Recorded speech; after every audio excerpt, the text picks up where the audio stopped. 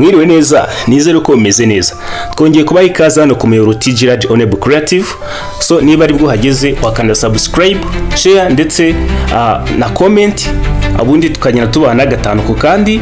Rero hano nkuko mubibona turi kuri website ya Dotrwanda, aho tugiye kuza kureba kuri ku mahirwe adasanzwe yashize ahagaragara kuri mwebwe mwasoje segonderi ariko mukaba mutarimo kwiga.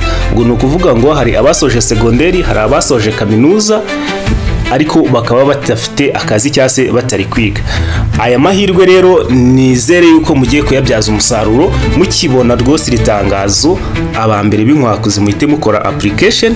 Gukora application ni ubuntu, nta kiguzi na kimwe kirimo, wowe icyo usabwa no ubushake.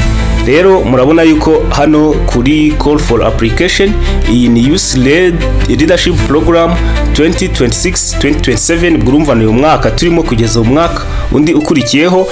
Noneho deadline for application ni kugeza ku tariki 21 z'uku kwezi kwa mbere turimo.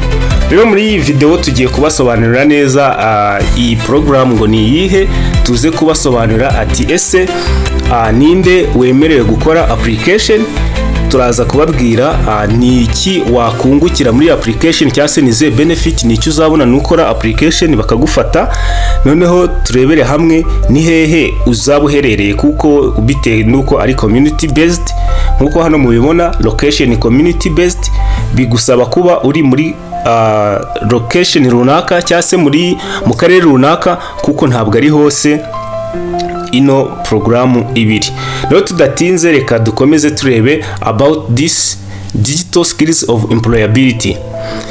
Dutangiye digital skills for employability program is a 4 years transformative initiative contributing to Rwandan's national strategy for transformation. Ubwo nukuvuga ngo hano murabona yuko ni program yihaye imyaka 2024 kugeza 2029 kugira ngo bashire mu bikorwa bagere ku ntego z'icyerekezo 2050 ku bufatanye na Mastercard Foundation, uburyo ikora kugira ngo ifashe urubyiruko rwo muri Afrika. This program it is implemented through the consortium of the partnership led by Dotrwanda. Novanga ino program ishirwa mu bikorwa binyuze mu bafatanyabikorwa bafatanya na Dotrwanda. Dotrwanda ni Digital Opportunity Trust ku bantu basanzwe batayizi, in collaboration with Intango Technical Secondary School. Ubwo nuvuga ngo abafatanyabikorwa hano baba barimo barasupportinga ino Dotrwanda, harimo TSS Technical Secondary School, hakaza Igire Rwanda Organization, hakaza Knowledge Lab, noneho na Solvit Africa. Noneho byose hamwe baba bagamije kuba nibura ba traininga abasaga 10,000. Ubwo muri imyaka 4 ubwo bizakorwa. Ubwo hari bazaba traininga mu bintu bitandukanye kandi bagende babafasha mu bintu bijyanye no kwihangira umurimo, kuba baguhugura mu bintu bitandukanye, ndetse no kuba wagira amahirwe yo kuba wabona akazi. Noneho hano ni ukuvuga ngo ni bande baba bari buze kuba bakora application inshuro nyinshi. Hano ni ukuvuga ngo dufite young women, tukagira rural youth, ubwo ni urubyiruko rwo mu cyaro, ahantu hari mu cyaro sibyo, abantu babana n'ubumuga, persons with disability, and refugees, by providing them with a digital and entrepreneurial skills needed in thrive in Rwandan's digital economy. Ni ukuvuga ngo hano babafasha kuba mwamenya neza ubumenyi nyine bujyanye no kwihangira umurimo, ku buryo nyine uba umuntu ushobora kuba wareba ikintu ukakibyaza umusaruro nyine ukagikora mu business, kandi kikakontributinga ku iterambere rya community turimo cyangwa se igihugu muri rusange. Noneho reka dukomeze turebe ngo joininga ino program niki uzakuramo kidasanzwe. Uzarisevinga comprehensive trainings. Hano babaha ama trainings enhance your leadership, digital and entrepreneurial skills through detailed training modules. You will also receive a career development trainings and employment linked through throughout the program. Ubwo hano nkeka ko mubyumvise neza, uhabwa trainings zitandukanye, ariko hano ushobora kuba wabonamo and employment linked, ushobora kuba wabona akazi, urumva, n'ubundi binyuze muri iyo program. Hano ushobora kuba become a coach and change maker. Hano ushobora kuba waza guhita uhinduka nk'umuntu nawe uzajya traininga abandi babandi nyine nabo baba bakibyiruka, noneho we ukazajya ugenda ukahagarara nyine ugahagarara nka program ukagenda ukaba traininga kuko uba warabaye trained before. Noneho empower your community. Hano n'ubundi ni ukuvuga ngo bizatuma community uherereyemo igira imbaraga nyinshi cyane, kuko uzaba ufite uburyo ki nawe ushobora kuba wageneratinga business idea, ukaba wakora business ishobora gufasha community yawe uherereyemo. Noneho hano dufite join the .use community. Ubu ni ukuvuga ngo n'ubundi ushobora guhita hagira amahirwe yo guhita ujoininga community ya Digital Opportunity Trust. Uru rubyiruko ubwo rumva kurujoininga nanone uba ugize amahirwe adasanzwe, become part of a vibrant network of youth leaders across Rwanda, gaining access to local and international opportunity for collaboration and use. Hano ubwo urumva kuba wajoininga ino community nka community ikomeye cyane, uba none ugize amahirwe yo kuba wagira amahirwe atandukanye ari hano mu Rwanda ndetse no hanze y'igihugu, kuko urabona hano bavuze access to local, ubwo hano ni hano mu Rwanda, and international opportunity for collaboration and growth. Urumva rero bino ni ibintu byiza cyane by'ingenzi, aya mahirwe ukiyabona rwose uhite ugerageza ukore application. Kuyikora ni ibintu byoroshye cyane, turabereka n'uburyo ugomba kuyikora. None hano ni ibiki usabwa kuba wakora hano application.